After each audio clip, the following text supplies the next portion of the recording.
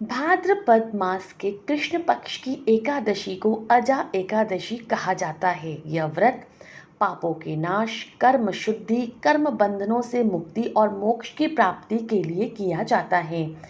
इस दिन भगवान विष्णु की पूजा की जाती है।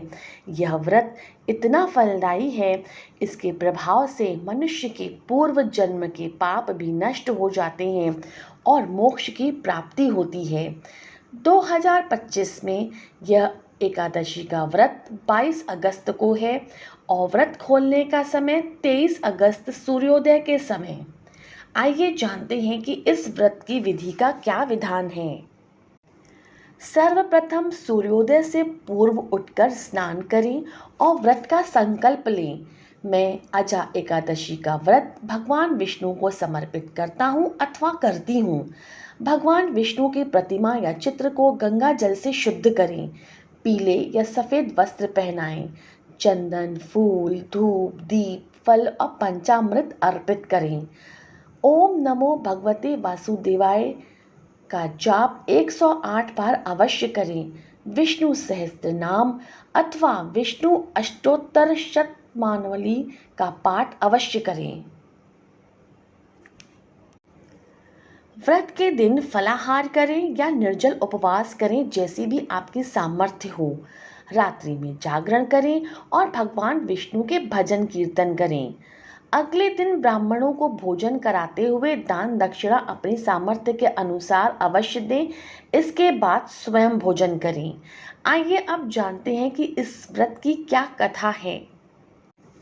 प्राचीन काल में हरिश्चंद्र नामक राजा थे। वह सत्यवादी और धर्मपरायण थे, लेकिन एक समय ऐसा आया कि उन्हें सब कुछ खोना पड़ा।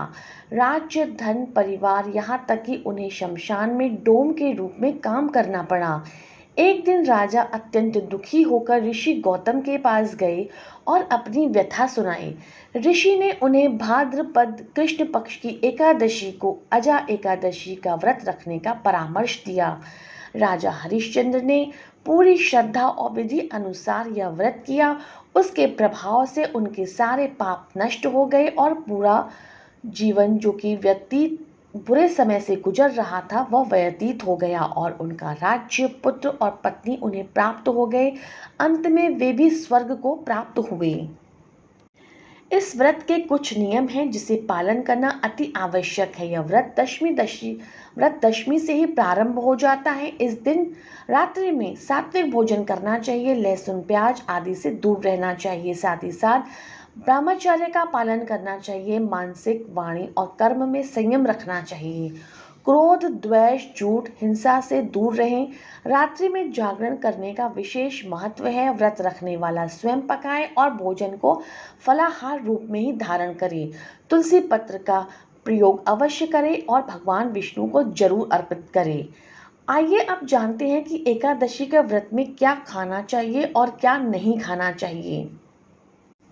एकादशी के व्रत में फल जैसे कि सेब, केला, नारियल, अनार, अंगूर, मौसमी फल जो भी आपके पास हो आप उसे खाएं। सूखे मेवे, दूध, दही, मखाना, सेंधा नमक, शकरकंदी, अरबी, कद्दू आदि खा सकते हैं।